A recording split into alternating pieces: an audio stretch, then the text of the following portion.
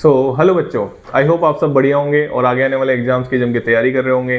तो जिनका एग्जाम हो चुका है जेई मेंस अप्रैल सेशन का, वो लग जाइए जेई एडवांस के लिए। और जिनका एग्जाम अभी बाकी है 8 अप्रैल का, एक दिन और बाकी है जिसमें 2 शिफ्ट होने वाली है, तो उनके लिए wish you all the best. और जिन बच्चों को नीट का एग्जाम आने वाला है, समय बहुत कम रह गया है, तो अपनी प्रैक्टिस बढ़ा दीजिए। जितना आप पढ़ सकते हैं अपनी एक्सट्रीम लिमिट तक आप पहुंचिए, ठीक है ना। चलिए, आपके सामने है 5 अप्रैल 2026 का, इसको मैं थोड़ा सा सही कर लेता हूँ, ठीक है, हो गया। चलिए, तो आपके सामने 5 अप्रैल 2026 का पेपर एनालिसिस, यहाँ पे चैप्टर के नाम, यहाँ पे मॉर्निंग शिफ्ट, यहाँ पे इवनिंग शिफ्ट, आराम से आप देख सकते हैं। अगर आप देखें तो फिजिकल केमिस्ट्री के जो क्वेश्चन आए थे वो मॉर्निंग शिफ्ट में 1 2 3 4 5 6 7 8 9 10 क्वेश्चन आप फिजिकल केमिस्ट्री के देख सकते हैं। कितने क्वेश्चन बेटा? 10 क्वेश्चन। इनऑर्गेनिक की बात करें तो 1 2 3 4 5 क्वेश्चन इनऑर्गेनिक के, और अगर आप ऑर्गेनिक की बात करें तो ऑर्गेनिक में 8 क्वेश्चन। तो ये 23 क्वेश्चंस का एनालिसिस है। जितने मेमोरी बेस्ड एनालिसिस है, मैं सबको पहले तो ये बता देता हूँ, ठीक है ना। मेमोरी बेस्ड क्वेश्चन जो बच्चे आके बताते हैं, तो मैंने अलग अलग साइट्स पे देखा, फिर उनको आपके सामने एक साथ लिखा है, ठीक है ना। और यहाँ पे अगर हम देखें तो 1 2 3 4 5 6 7 8 9 क्वेश्चन फिजिकल केमिस्ट्री के हैं। फिजिकल केमिस्ट्री अच्छी खासी पूछी जा रही है। इसके बाद अगर हम बात करें 1 2 3 4 5 6 क्वेश्चन इनऑर्गेनिक केमिस्ट्री के हैं। 6 क्वेश्चन इनऑर्गेनिक केमिस्ट्री के हैं। और ऑर्गेनिक की बात करें तो ऑर्गेनिक के क्वेश्चन है कितने? 9 क्वेश्चन। तो ये 24 क्वेश्चन का एनालिसिस है आपके सामने, आराम से आप देख सकते हैं, ठीक है। अब मैं चैप्टर वाइज बोलने वाला हूं, ठीक है, आराम से आप सुनिए और बहुत सारी चीजें आपकी क्लियर होंगी कि अच्छा ऐसे क्वेश्चन इस कॉन्सेप्ट से आ रहे हैं। और मैं दोनों शिफ्ट को एक साथ इसलिए ही लिखता हूं कि आपको पता चले कि मॉर्निंग शिफ्ट में जो कॉन्सेप्ट रिपीट हुआ वो क्या इवनिंग में भी होता है क्या, ठीक है। चलिए, तो बात करते हैं मोल कॉन्सेप्ट की। पहला, आप आराम से 2 क्वेश्चन हर पेपर की शिफ्ट में मोल कॉन्सेप्ट का क्वेश्चन पूछा गया है। अभी तक मैंने 3 पेपर का, तीसरा पेपर है एनालिसिस का, उसमें हर शिफ्ट में मोल कॉन्सेप्ट का क्वेश्चन पूछा गया है, ठीक है। चलिए, तो कंसंट्रेशन टर्म से क्वेश्चन था, इवनिंग शिफ्ट में भी कंसंट्रेशन टर्म और स्टैइकियोमेट्री का क्वेश्चन था। फिर एक क्वेश्चन स्टैइकियोमेट्री और इनऑर्गेनिक, सिल्वर कार्बोनेट को हीट करके क्या बनता है वो आपको पता होना चाहिए था। AgCO2 और H2O, वहां से क्वेश्चन था, स्टैइकियोमेट्री लगा रहा था, ठीक है। इसके बाद ये मोल कॉन्सेप्ट हो गया। एटॉमिक स्ट्रक्चर की बात करूं, एक क्वेश्चन मिक्स आया था, हाइजेनबर्ग, क्वांटम नंबर, इन सब की बातें मिक्स थी। 4-5 स्टेटमेंट थे, आपको करेक्ट स्टेटमेंट बताना था। एक क्वेश्चन था क्वांटम नंबर से, जैसा कि जब मैंने 4 अप्रैल का पेपर एनालिसिस किया था तो बोला था कि भैया क्वांटम नंबर से, क्योंकि बोर्ड से बहुत क्वेश्चन पूछे जा चुके हैं, ठीक है, बहुत ज्यादा पूछे जा चुके हैं, तो एक क्वांटम नंबर का कुछ पार्ट रह रहा था, तो उनसे उन्होंने बहुत क्वेश्चन 5 अप्रैल को पूछे हैं, ठीक है। एक क्वेश्चन यहाँ पे भी क्वांटम नंबर का रोल था, यहाँ पे भी प्योर क्वांटम नंबर का क्वेश्चन था, सिंपल क्वेश्चन था, और यहाँ पे भी प्योर क्वांटम नंबर का क्वेश्चन था, सिंपल क्वेश्चन था, स्टेटमेंट वाइज। अच्छा, ये जो 5 अप्रैल का पेपर है ना, वो आप ये तो नहीं बोलेंगे जैसा 2 अप्रैल का पेपर आया था, बहुत सिंपल पेपर आया था, ठीक है, लेकिन 5 अप्रैल का पेपर आप बोल सकते हैं मॉडरेट लेवल का पेपर था। हार्ड भी नहीं था, कर सकते थे क्वेश्चन, लेकिन कई क्वेश्चन बहुत स्टेटमेंट वाले थे जो कि बच्चों को हो सकता है लेंदी लगा हो, ठीक है ना। चलिए, थर्मोडायनेमिक्स मॉर्निंग शिफ्ट साफ थी, इवनिंग शिफ्ट में 2 क्वेश्चन पूछे, एक डेल्टा आरजी। थर्मो केमिस्ट्री में आप, थर्मोडायनेमिक्स में आपको पढ़ाया जाता है लास्ट में डेल्टा आरजी बराबर delta RH minus T delta RS. तो डेल्टा आरएच आपको निकालना सिखाया गया होगा, डेल्टा आरएस आपको निकालना सिखाया गया होगा, उससे क्वेश्चन था। एक क्वेश्चन तो भैया फैक्ट बेस्ड था, CM molar enthalpy, molar enthalpy नहीं, मोलर हीट कैपेसिटी का ऑर्डर पूछा था, ठीक है ना। चलिए, डाटा बेस्ड क्वेश्चन था। फिर केमिकल इक्विलिब्रियम की बात करें, want of equation ln K equilibrium 2/K equilibrium 1 बराबर delta H upon R 1/T1 minus 1/T2, उससे क्वेश्चन था। KP निकालने का क्वेश्चन था, आसान क्वेश्चन था, ठीक है, ये इतना हार्ड क्वेश्चन नहीं था। KP जो आप निकालना सीखते हैं ना केमिकल इक्विलिब्रियम में। इसके बाद आयनिक इक्विलिब्रियम की बात करें, pH, ये A का मतलब एसिड है, B का मतलब बेस है, ठीक है। pH निकालने का क्वेश्चन पूछा था, सिंपल क्वेश्चन था।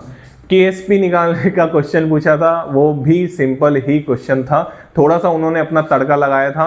अब मोलर मास का यूज किया था, ग्राम पर लीटर, जो हम अच्छे से बताते हैं कि भैया मोल पर लीटर की जगह अगर ग्राम पर लीटर आ जाए तो आपको ध्यान होना चाहिए। ठीक है, आप ये देखिए, मैं जस्ट आपसे 10 सेकंड में मिलता हूँ।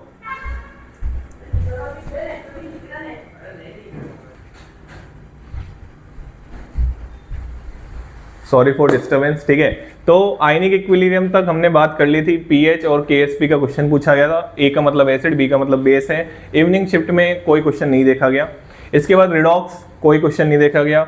सॉल्यूशन, एक क्वेश्चन देखा गया था इवनिंग शिफ्ट में, ऑस्मोटिक प्रेशर का, पाई बराबर CRT और प्रेशर का आप फॉर्मूला पढ़ते हैं रो जी एच, उन दोनों को लिंक करके एक क्वेश्चन पूछा गया था। ठीक है ना।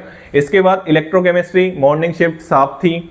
इवनिंग शिफ्ट में बात करें तो भैया लैम्डा है, मोलर कंडक्टिविटी, जो इलेक्ट्रोकेमिस्ट्री का थर्ड पार्ट होता है ना, उससे क्वेश्चन पूछा गया था। और एक नॉन्स इक्वेशन से क्वेश्चन पूछा गया था। किससे इक्वेशन, कौन सी इक्वेशन से? नॉन्स इक्वेशन से। अब हम इलेक्ट्रोकेमिस्ट्री की बात करते हैं। नॉन्स इक्वेशन भी बहुत इंपॉर्टेंट है। इलेक्ट्रोकेमिस्ट्री को 3 पार्ट में पढ़ते हैं, तो उन्होंने इस बार फर्स्ट पार्ट और थर्ड पार्ट से क्वेश्चन पूछ लिया। ठीक है, चलिए केमिकल काइनेटिक्स बहुत आ रही है भैया, केमिकल काइनेटिक्स भर के क्वेश्चन आ रहे हैं। ठीक है, फर्स्ट ऑर्डर सबसे इंपॉर्टेंट ऑर्डर होती है।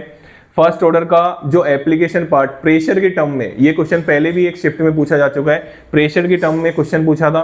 फर्स्ट ऑर्डर का बहुत ही आसान, जो आप 90% कितना टाइम लगेगा वैसा क्वेश्चन था। फर्स्ट ऑर्डर जीरो ऑर्डर का क्वेश्चन था, ग्राफ दे रखा था, ग्राफ देख के पहचानना था, जीरो ऑर्डर का क्वेश्चन है। ठीक है, चलिए प्रैक्टिकल फिजिकल केमिस्ट्री, उससे एक क्वेश्चन देखने को मिला। मैं हर पेपर में लिखता था, लेकिन एक क्वेश्चन आपसे प्राइमरी स्टैंडर्ड, सेकेंडरी स्टैंडर्ड या प्रैक्टिकल फिजिकल केमिस्ट्री में पढ़ते हैं। इसके बाद इंडिकेटर, फिनोक्सिलिन इंडिकेटर दे रखा था, तो उन्होंने लिंक किया था बेसिक और ऐसा कुछ करके, मेरे को कंप्लीट तो ध्यान नहीं है, लेकिन हाँ इंडिकेटर से एक क्वेश्चन था, कैलकुलेशन वाला नहीं था, थ्योरेटिकल क्वेश्चन था, फिनोक्सिलिन के बारे में पूछा था। ठीक है ना। चलिए पीरियोडिक टेबल क्वेश्चन आना तय है, जेई मेंस है तो पीरियोडिक टेबल आएगा ही आएगा। इलेक्ट्रोनेगेटिविटी और ऑक्सीडेशन स्टेट दोनों को मिक्स करके एक क्वेश्चन था। ठीक है ना, सिंपल क्वेश्चन था।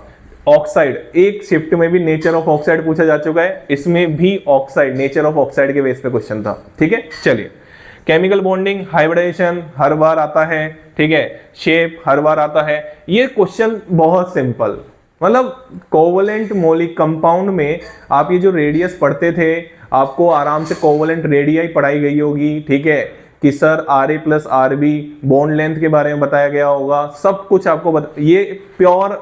अब मैं एक चीज बताऊं कि यहाँ पे ये जो क्वेश्चन है ना, वो बेहद ही सिंपल क्वेश्चन है।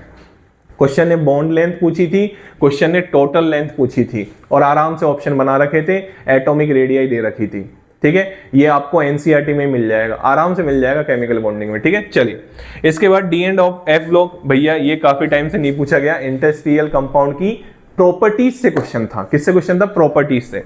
फिर यहाँ पे मैंने एक क्वेश्चन लिख रखा है रिएक्शन, इसका मतलब ये है कि KMnO4, K2Cr2O7 और 2 ऑप्शन उन्होंने दे रखे थे, उनकी रिएक्शन से क्वेश्चन था। क्वेश्चन बोल रहा था कि SO2 से जो रिएक्ट करता है वो ग्रीन कलर का सॉल्यूशन देता है, तो फिर उसमें आंसर था K2Cr2O7, तो वैसा एक क्वेश्चन था। ठीक है, इसके बाद P ब्लॉक से क्वेश्चन देखा गया, 15th ग्रुप, 5 स्टेटमेंट थे नाइट्रोजन वाली फैमिली के, 5 स्टेटमेंट, और फिर उसमें से आपको करेक्ट या इनकरेक्ट स्टेटमेंट बताना था।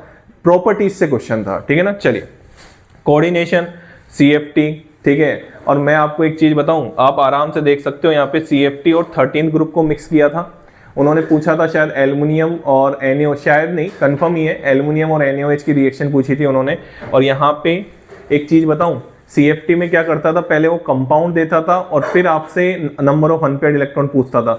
यहाँ पे तो उन्होंने इतना सिंपल क्वेश्चन कर दिया कि D4 लो स्पिन में नंबर ऑफ अनपेयर्ड इलेक्ट्रॉन बताओ, D5 हाई स्पिन में नंबर ऑफ अनपेयर्ड इलेक्ट्रॉन बताओ, इस लेवल का क्वेश्चन पूछा गया था। सिंपल, बेहद सिंपल क्वेश्चन पूछा गया था यहाँ पे। ठीक है ना। चलिए इसके बाद सॉल्ट एनालिसिस से कोई क्वेश्चन नहीं देखा गया 5 अप्रैल को। ठीक है ना। इसके बाद अगर मैं बात करूं ऑर्गेनिक केमिस्ट्री की, तो देखो प्रैक्टिकल ऑर्गेनिक केमिस्ट्री से भी एक क्वेश्चन पूछा गया था, बायोमोलिक्यूल से भी एक क्वेश्चन पूछा गया।